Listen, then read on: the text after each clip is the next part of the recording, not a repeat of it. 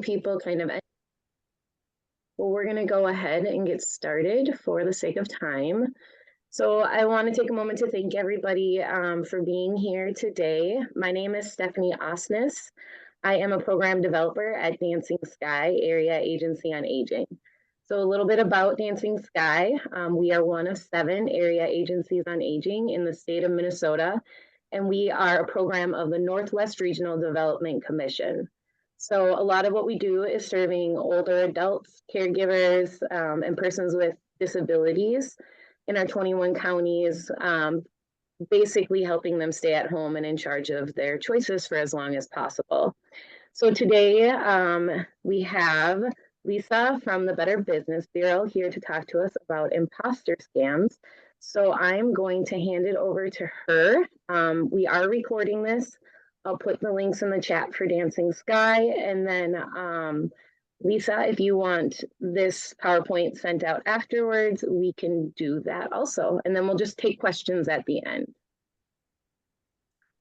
Lisa, I will hand it off to you. Well, thank you. Thanks so much, Stephanie. Thanks, Dancing Sky. And I appreciate everyone who has joined in on this conversation this afternoon. My name is Lisa Gemtrude. I am coming to you live from Better Business Bureau, and we are located in Burnsville, Minnesota. We're the Better Business Bureau of Minnesota and North Dakota, so we cover the whole region, and we are really excited to be talking to all of you today. Today's topic is impersonator scams. This is a huge deal. A huge amount of money loss is leaving our country, our savings, and are going to the hands of unscrupulous scam artists. And we're going to talk a little bit about what to watch out for, how to spot the scam, how to report the scam, so we can protect ourselves and we can protect others. You'll see on my first slide that impersonator scams, so someone pretending to be someone that they are not, was a $2.6 billion loss just this last year, reported to the Federal Trade Commission. Now, I want to kind of pause for a second on that stat. First of all, that's terrible. Huge amount of money. Terrible stat. And overall, scam losses were $8.8 billion of American loss of money to scammers in 2022. Also a bad number, 8.8. And lastly, and most importantly, I don't think this is anywhere near what the actual number is. I've been doing this a long time, and I bet there are some people listening today that will agree with me very vehemently that scams are really underreported, that there are victims all over the place that lose money and don't tell anyone. And so part of my hope for our discussion today is that I can explain a little bit about the latest scams, the latest trends in scams, and also help encourage people to report. Even if you can't get your money back from a scam, because that is admittedly very hard to do sometimes, there is a public service component to sharing your story and telling others what happened. And there are many ways to share what happened without you doing so publicly. But this is the only way that we can get a better handle on what those losses are, the tactics that scammers use. And so with that, I just want to leave those stats here for you to sit in for a second. $2.6 billion in imposter scams, $8.8 billion in scams overall, and the very strong likelihood that that dollar amount is actually quite higher than what has been reported. That was a little intro on our topic. I want to spend a second on who am I and why am I here talking to you? And thanks again to Stephanie for bringing me into the fold. Better Business Bureau is the community leader in scam prevention education. We've been around a long time, since 1912, actually. And many of you have probably used Better Business Bureau or BBB services. One of our most popular services is dispute resolution. So if you have had a complaint with a business, BBB comes in between and we help. It's all free to consumers. We help the consumer, we help the business resolve their dispute, because sometimes you just need a neutral third party to help you with your issue. We're always there for you to help with that. Last year, our office in Burnsville handled 26,000 complaints for consumers, and we love to do that. So feel free to use us for that. But one piece that you might not know is the scam prevention side. We are supported by business members who believe in our mission, and that funding, they pay annual dues. With that funding, we can do all of our outreach programs like this one to talk about scams. So we work with we work with consumers of all ages, from like junior high age kids all the way through senior citizens. We work with business groups. We work with all sorts of different at-risk consumer populations to educate about scams. I personally love this topic. It's a professional interest of mine. Of course, it's also a personal interest. I have a master's degree in criminal justice. I've been working within the realm of white collar crime for over 20 years. I'm the co-chair of the Coalition Against Marketplace Fraud, which is where we work with local, state, and federal law enforcement officials on scam trends to try to stop the perpetrators. I have worked for the National Crime Prevention Council. I have worked in a federal prison. And I've been working with BBB on scam prevention for over 20 years now. So thank you again for having me. I think this is incredibly important, and I want to help everybody who's on the call today.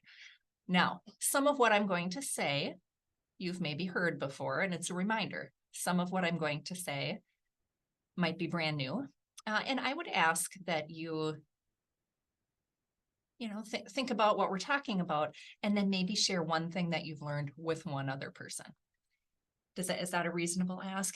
The reason is, I could tell all these things to Stephanie. Like we could go and have a nice coffee and chat about scams for the afternoon. But what we really need, and that's nice, and she could help communicate it to all of you, but the need for education around scams and what to look out for is huge.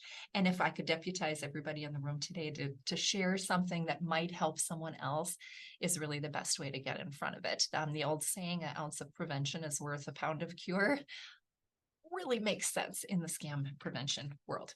So we're going to jump right in. I already mentioned that BBB is BBB of Minnesota and North Dakota. And when I mentioned stats, I would be remiss if I didn't talk about one cool tool that we have. We probably have some data nerds here that are watching today and listening. You can Google, if you're on the computer and you like to dig around, BBB Scam Tracker. And this is where we get a lot of our information about what's going on in the marketplace. It is a consumer reporting form. The media uses it, law enforcement uses it. You can log on and you can search for any kind of scam. You can see where it's happening around the country. You can also report scams, give as much information as you're comfortable giving, whether or not there's been a monetary loss, etc. And we do share the information with law enforcement so we can track down the criminals. I've said this many times, and there's no, I just really can't say it enough, but if you have been a victim of a scam, it is not your fault. Some people feel very, embarrassed perhaps that they fell for the scam, or they don't want to let others know that it happened to them. Just remember, try to release that feeling of feeling embarrassed about it, because it is not your fault. The scammers are so great. They've been working on their craft for years. They have very well thought through scripts. They've practiced. They have all the power in the verbal interaction, or the phone interaction, or the email interaction. They're good at rebuttals. If you say this, then I'll say this, to try to get you to do what they want. It's very easy to fall into a scam. They're very sophisticated. Websites look fantastic these days. So it is a little harder to navigate than it used to be. And I say this to all our different ages and stages and different consumer groups. It is hard to spot a scam. I usually, when, in a group talking to folks, there's always a few that are like, oh, I can see them a mile away. It just really is. It's tricky now. But back to Scam Tracker, feel free to poke around on this website. It's really cool. Enter your information if you think you've been targeted. And then of course you can also reach out to BBB and ask questions. We have a full resource center of live humans that talk to you over the phone, or you can chat over email. If you're wondering if a certain offer or company is legitimate, it just takes a minute or two to look into something. And we always want people to check before they buy. For example, BBB Scam Tracker prevented an estimated $21 million that could have been lost to fraudsters in 2022.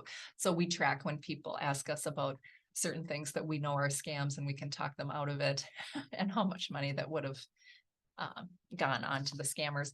Now, just in case you're wondering, what do scammers do with their money? Scammers, and I almost think that's too nice of a word for them. It's organized crime. They're thieves. And, you know, are they buying houses or cars with it? Maybe.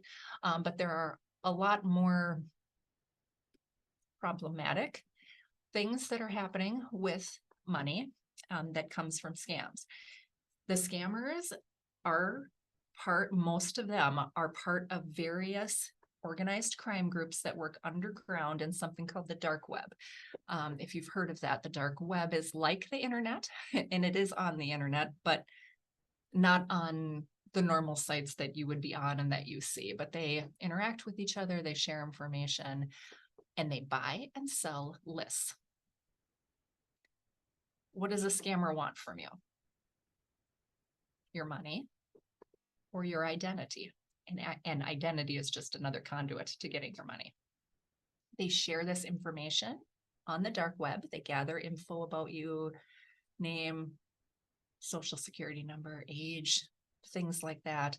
And they buy and sell these lists to each other on the dark web. They call them American sucker lists. It's a great name. And they make a lot of money off of it.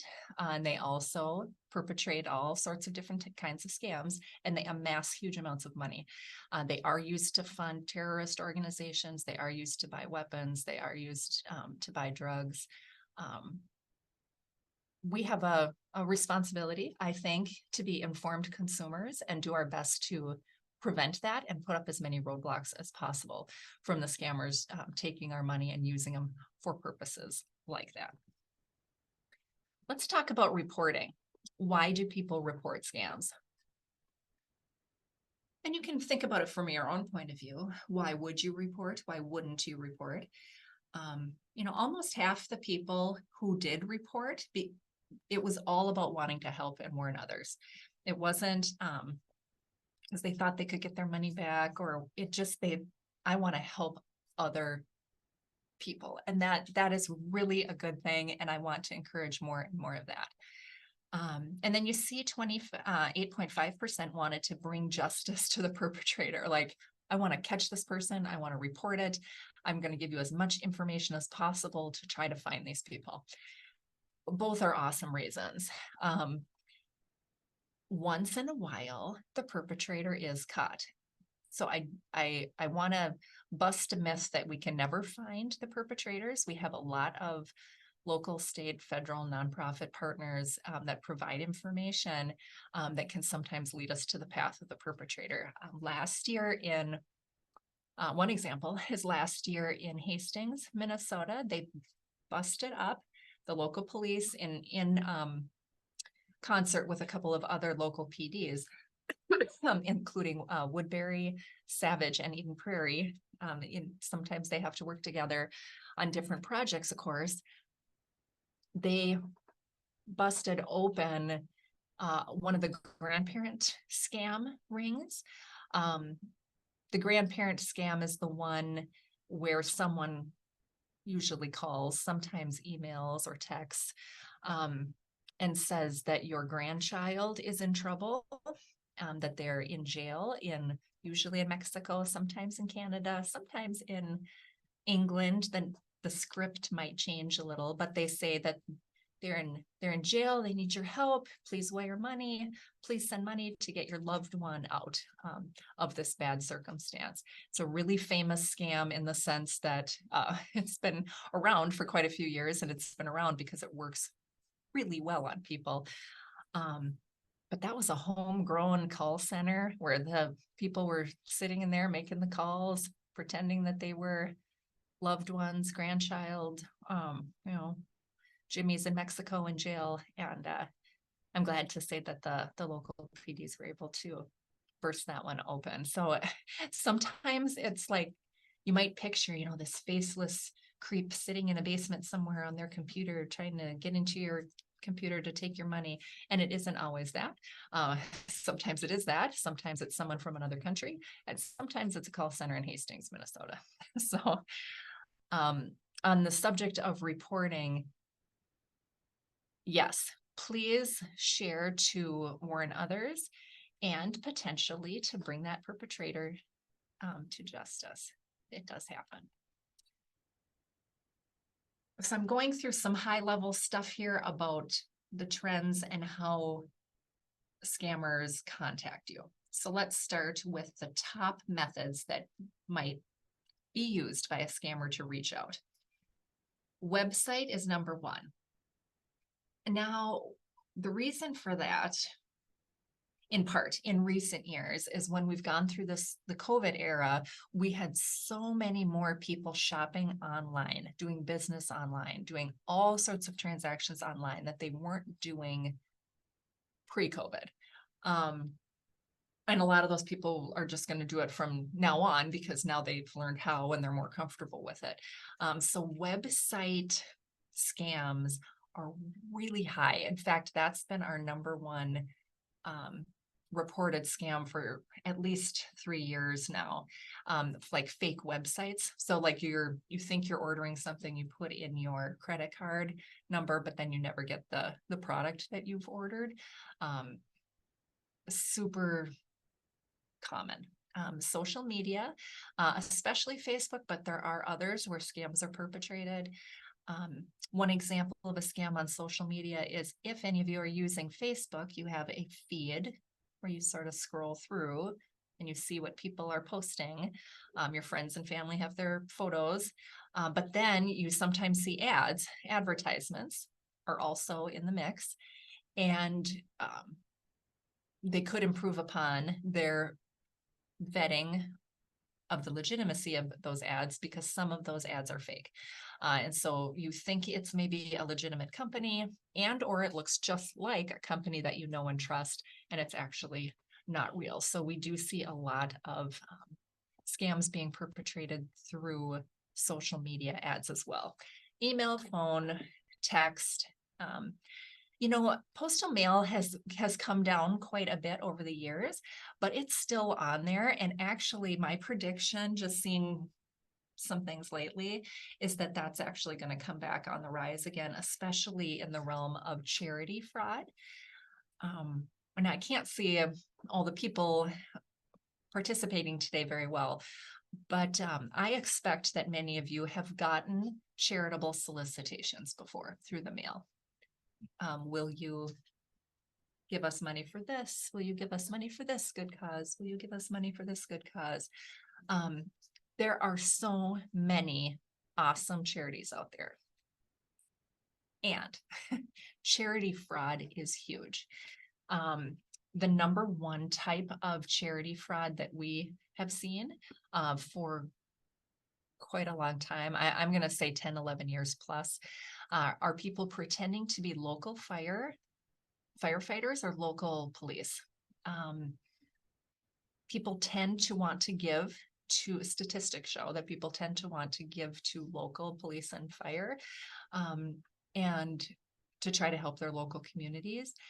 If you ever get a solicitation like that, I would say my tip is abandon the solicitation, ignore it, and then call who you know or who you're connected with at the local police department through their normal phone number or through the fire department and ask if they are doing some type of fundraiser and how you could participate, but don't go through the mail, the phone, the voicemail, the text, the email, etc., because we see a lot of fake solicitations like that.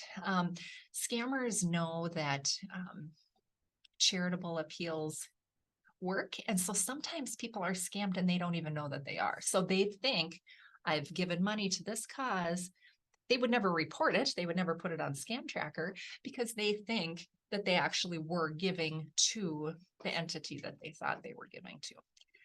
And you can see the median loss numbers, it goes, $100 all the way up to 200, 700. The scammers, they get that from a bunch of people. They're doing just fine in terms of their take.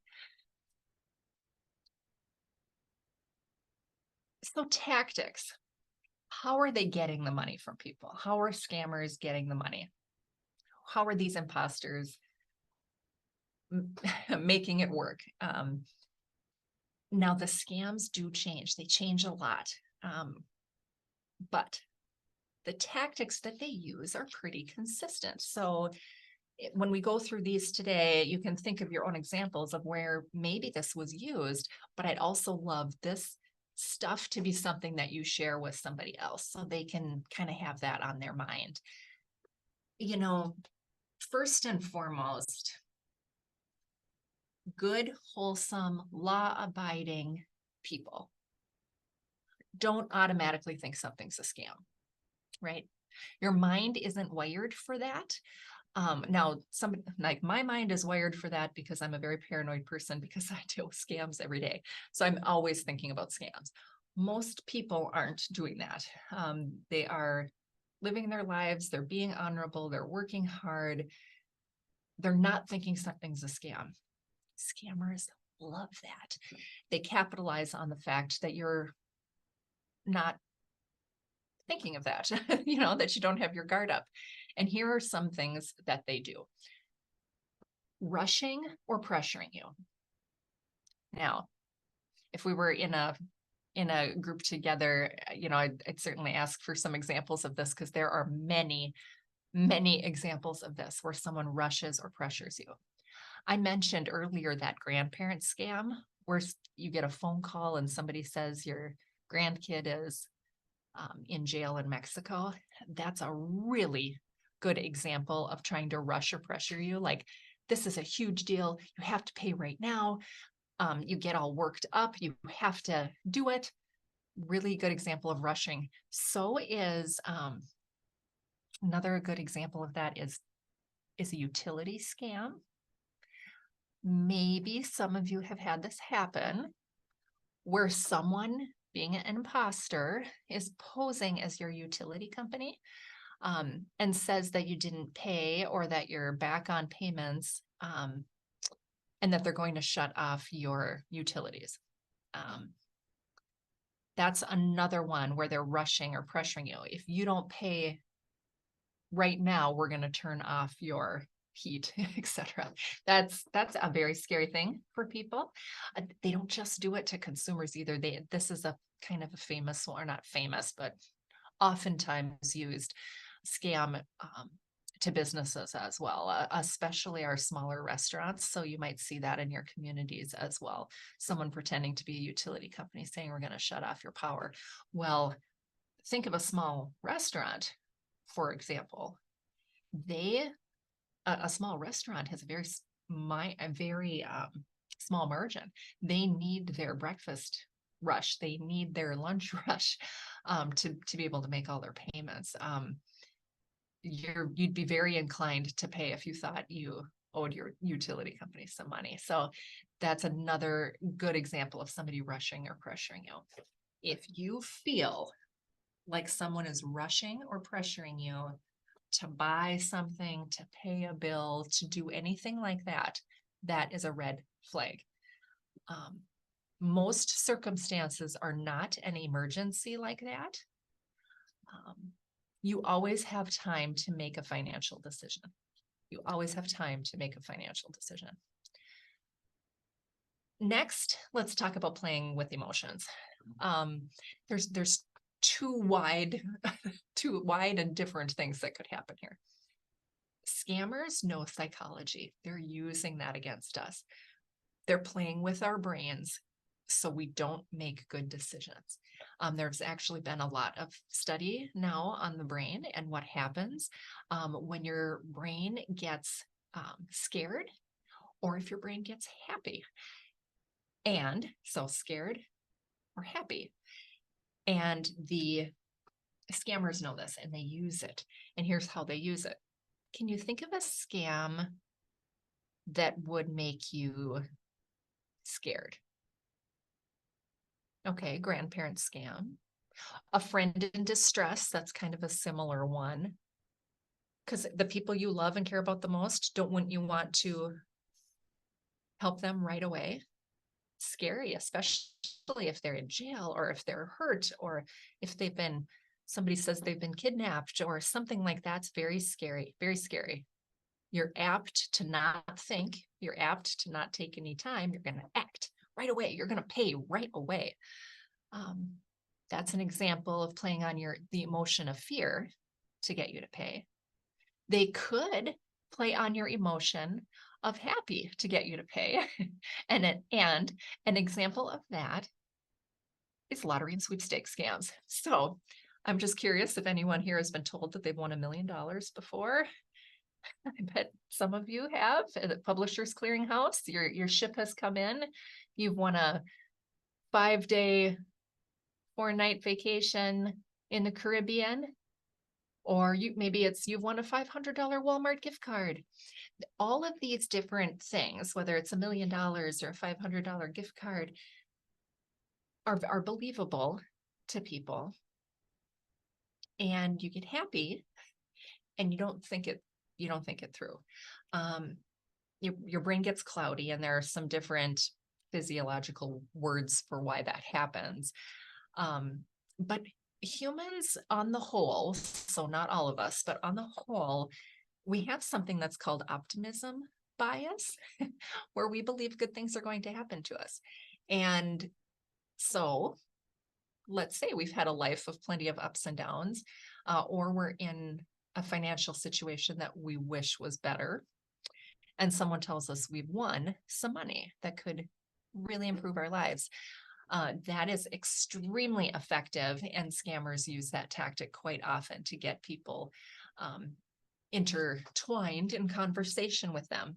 If you're wondering how would a scammer get money from a lottery pitch, it's because they say, you've won this amount of money and now we'll give it to you, but you have to pay, these taxes and these fees, and we need your bank account information so we can put the money in.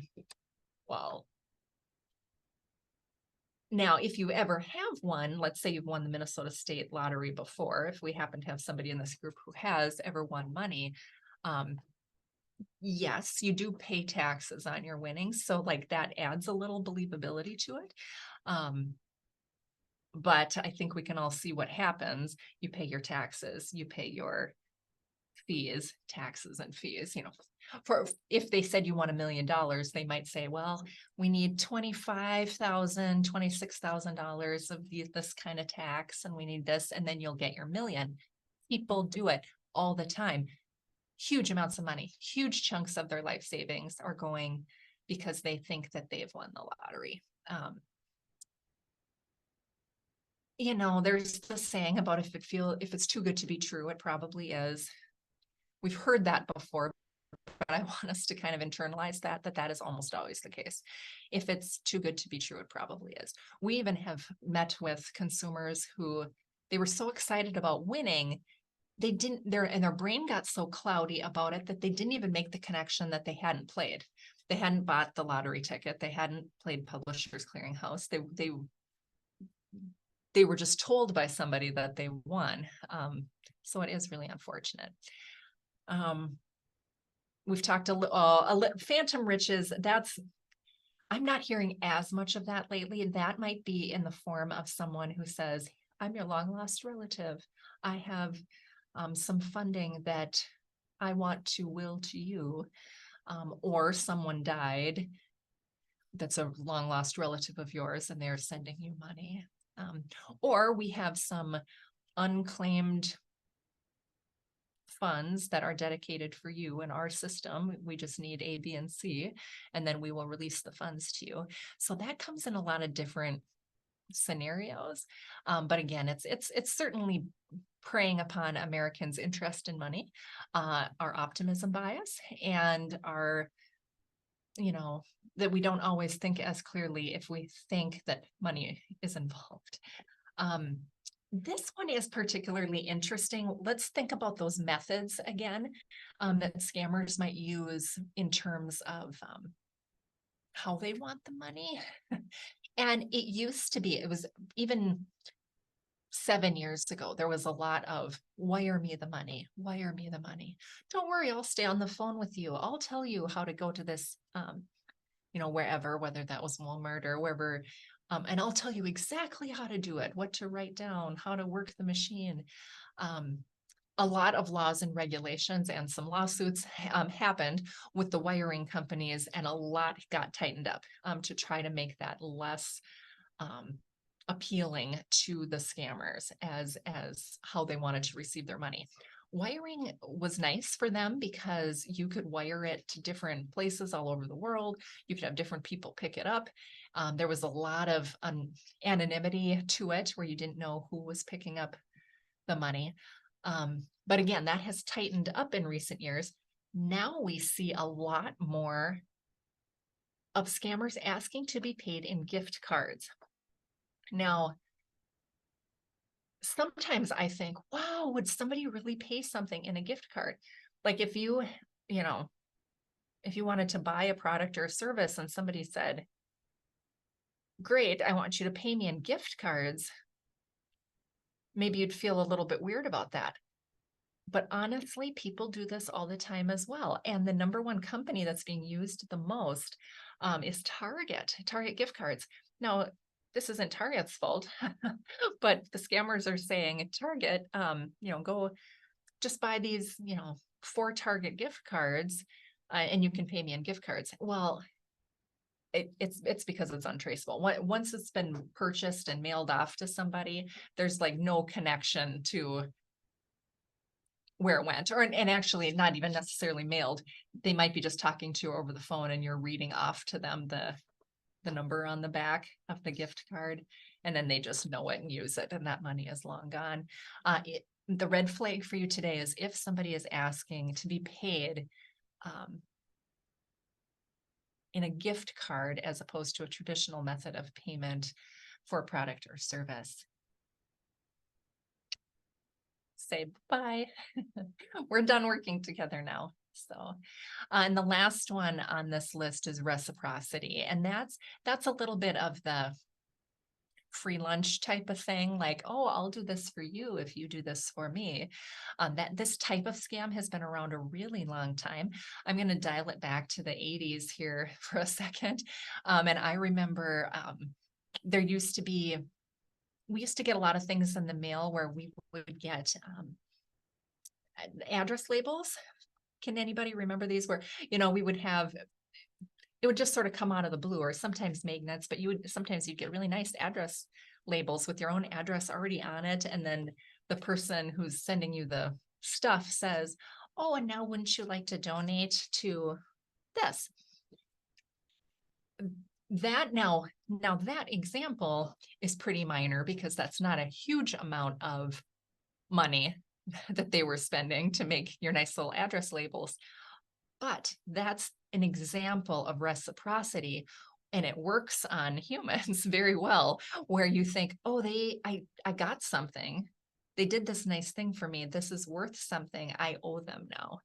So they're playing with human nature a little bit to feel like we want to be even. We don't want to owe somebody something, so we want to do something back for them. A more contemporary example of that is someone calling you or emailing saying they have a hot investment tip. And oftentimes, and this could be its own whole other workshop for another day, lately we're getting a lot of investment scams on the topic of cryptocurrency. And very high level here of what cryptocurrency is it's a different kind of payment that's on the scene now that people are using in the marketplace. It is a thing. It is kind of, well, when I say thing loosely, you can't touch it.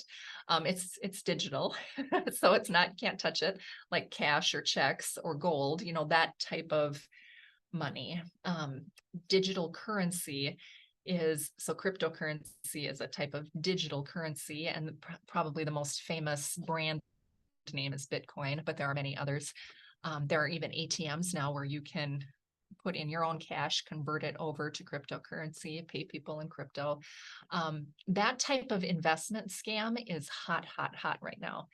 A lot of times those calls go to senior citizens. So anybody really, it's maybe bigger than that, maybe 50 plus, usually with the appeal that, you know, boy, don't you wish you were a little farther along and have a little more savings than you do? You know, do you want to make up for lost time? You know, we've gone through, you know, recessions and dips, and people have had life circumstances, you know, they appeal to that.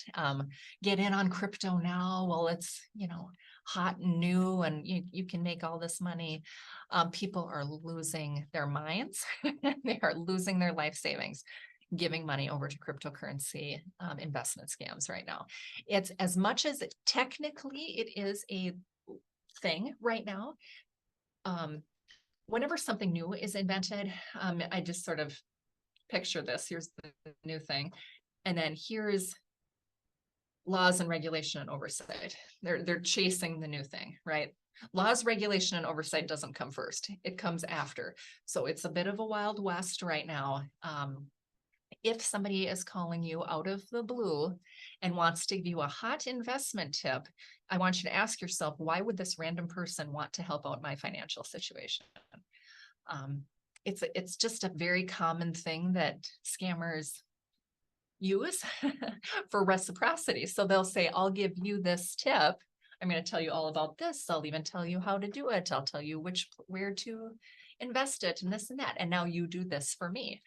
An amazing amount of people will do that, and it's a very common tactic by scammers. So I do hope that that people can promise me today that they won't get wrapped up in a cryptocurrency scam. I don't want to see more of that. Phony banking scams. This can really run the wide variety. What's unfortunate to me with a banking scam is they're clever. So first of all, the impersonator might use spoofing to contact with you. Spoofing is just kind of a cool name for faking a phone number. So for all of you who have caller ID, and I remember when that came out too, and how awesome it was, like, yes, now I can know who's calling me and I can decide if I'm going to pick up the phone or not.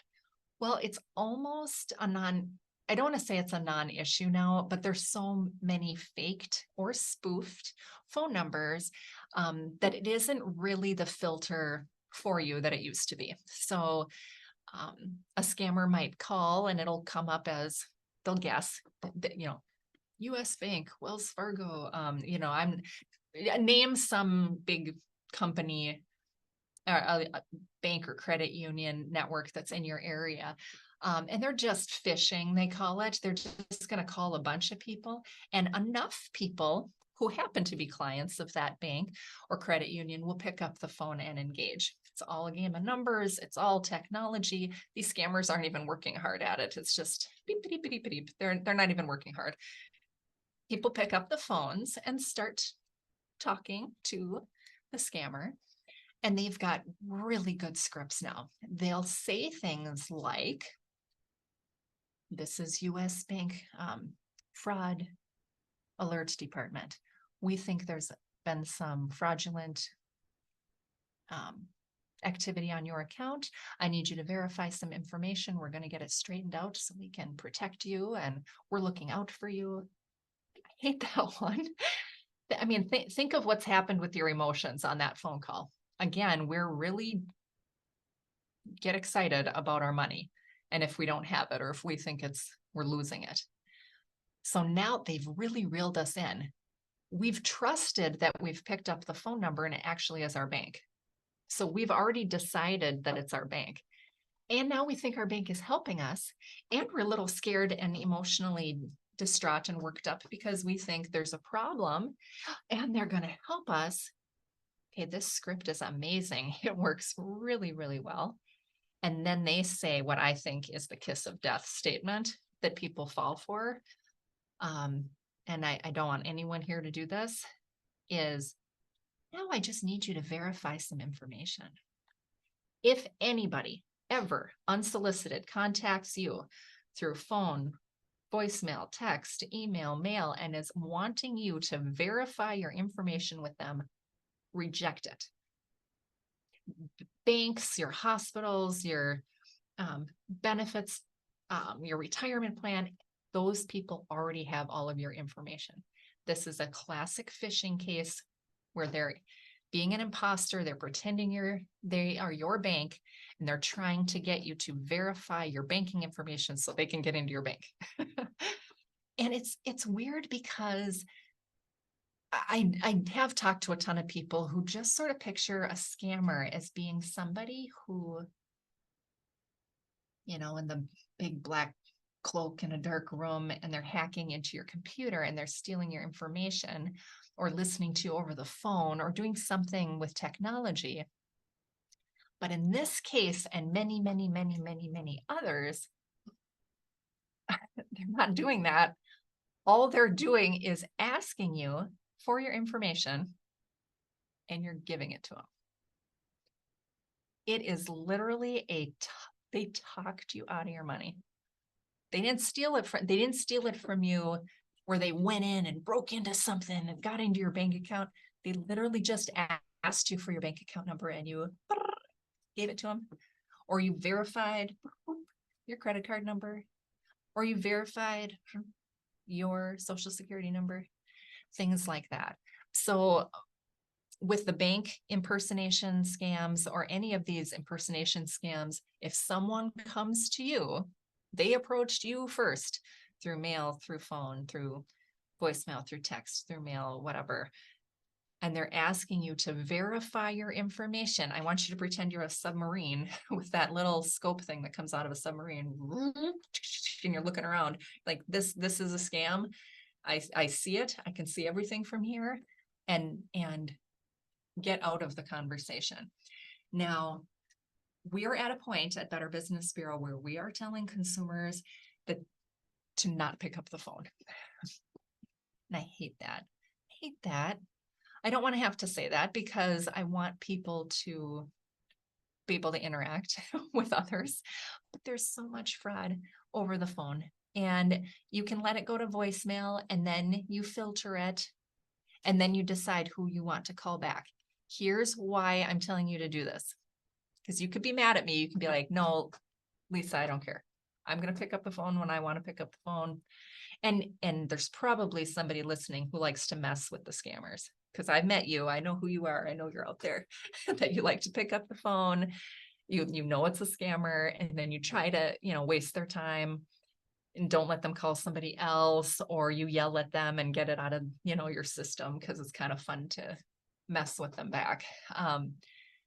As much fun as that is, I want to try to talk you out of doing that anymore because of some of the tech that they're using in the background.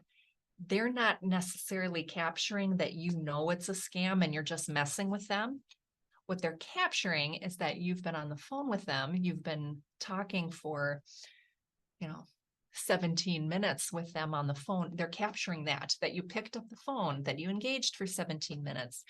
That kind of thing is going to get you on more lists and is going to get you more scammy phone calls. So I hope I've convinced you from just picking to maybe not just pick up the phone every time it rings, because that's going to result in more scammy phone calls for you. You can see a couple other tips on the screen to try to stop the bank impersonation scams. A note about government imposters. The number one government imposter is the IRS. Lisa, do you want to Yeah. know when comments are coming in off the chat? Oh, thank you. I was not looking at that at all. That's totally okay. Okay, I will pay attention to that aspect of it. I can too. I can read them off to you. I just Oh, wanted to I let you see. I see Julie. Thank you, Julie has just added that she admits, thank you, Julie, because there's always people, thank you, that you like to mess with them or that you have tried that. But they can get mean, right? And here's an example that you've experienced that. Then they start yelling at you. It's so that's another reason. You don't need to put yourself in that position. You don't want to kind of be flagged or antagonized anymore. You don't need that in your day.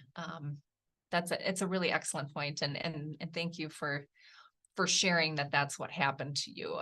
Some of the scammers are not nice. There's nothing nice about them. They're not doing anything nice for any of us. We want to try to not engage with them over the phone. And before I go back into government imposters, that kind of reminded me of another story that actually ties these two things together. So one government imposter story I know was someone pretending to be the FBI, and I actually don't remember why they said, no, it was the IRS. It was the IRS. They called a family that I happen to know personally and said, and they were a man and wife in their mid 80s, and said, this is the IRS, you owe money on your taxes, you haven't paid, we've tried to get you to pay many times, we're coming to arrest you. Okay. That's a very scary thing for somebody to hear.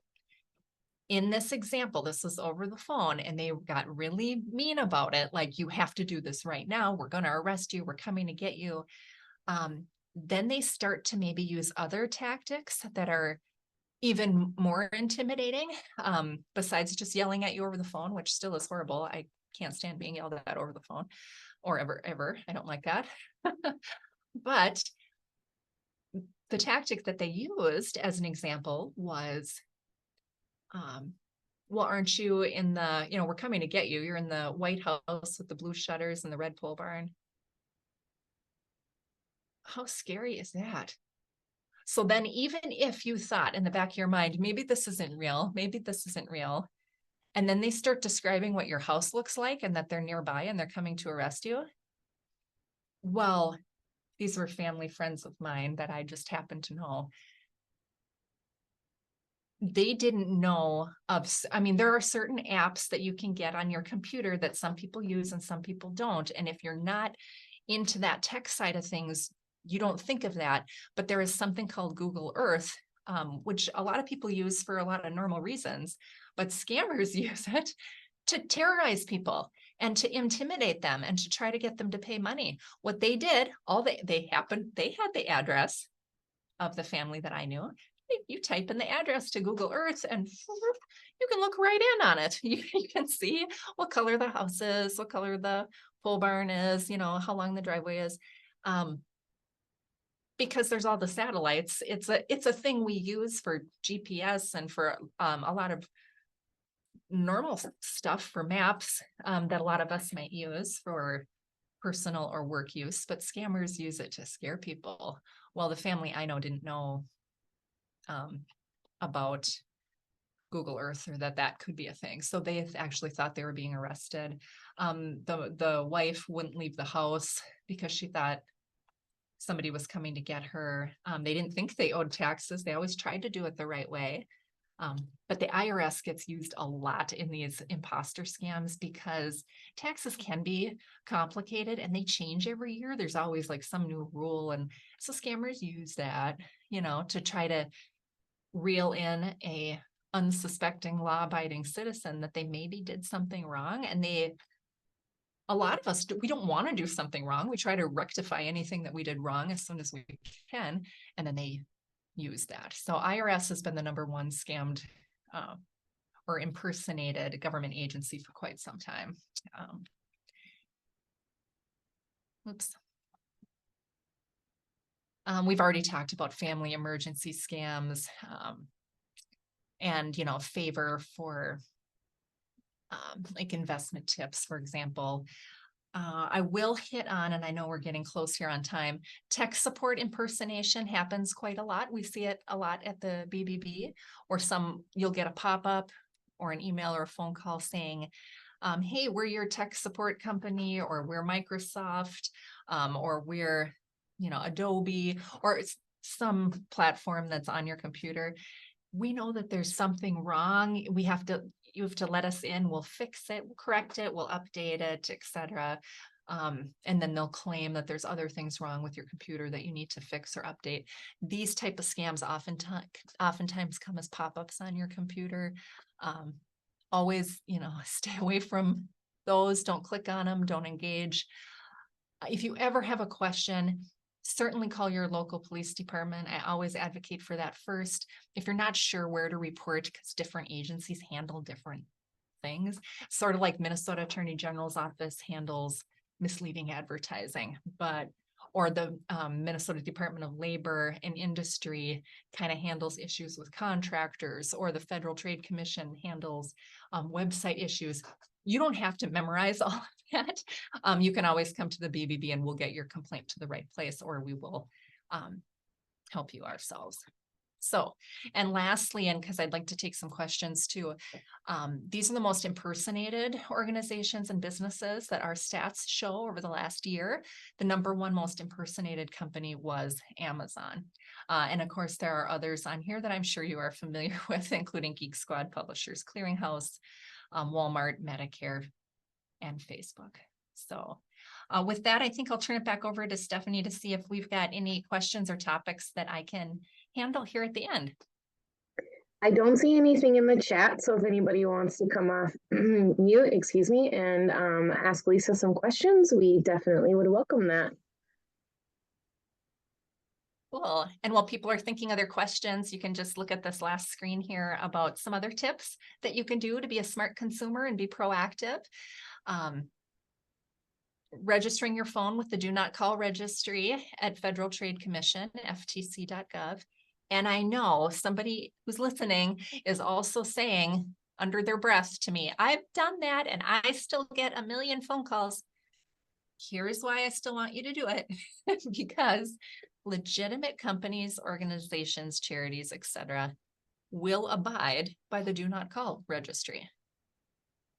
If you're on it, they will abide and not call you. So what does that leave? All the junk. So should you pick up your phone? No. So it's actually pretty great that works the way that it does. So I still advocate people to do that. And there are some myths around that. Your number doesn't expire. There's not a separate Do Not Call for cell phones. You can register both your home and cell phone. So just a couple of things to know. And a word about instinct. It's not, we talk a lot about tips and trends and the hot scam, but actually trusting your own gut goes a long way. Have any of you ever felt a little funny about something and then you did it anyway and then regretted it? I didn't feel good about that. I had a funny feeling or I had a bad feeling and I did it anyway. I don't know what to point that to, but it comes up a lot when we're talking to people who've been victimized by scammers, that they actually did feel weird or bad or not good about it in the early stages of the scam. And I want to advocate for that too. You know yourself and your circumstances pretty well. And that even though the scammers are pretty slick, you might literally feel the feeling that it's not right. You are in charge of all of your finances, not somebody else. So you can trust your gut as well. So with that, if there aren't any questions, I really appreciate the time and the opportunity to chat about this. I feel very passionately about this issue. We need to help each other. We absolutely have to stop the scammers and put up those roadblocks so they cannot take our money anymore. No more stats where $8.8 billion is leaving the legitimate marketplace and our savings accounts. No, they cannot have our money. So thanks so much, Stephanie. I'll turn it back over to you. Yeah, Lisa, thank you. That was all really great information. I know I learned something that I will definitely be sharing with somebody else. So again, thank you for your time, and everybody else, thank you for joining. If you have questions, you can feel free to email me and I can get them to Lisa. We will send out the PowerPoint and the recording also. So again, thank you everyone, and have a good day. Bye. Thank you. Thank you.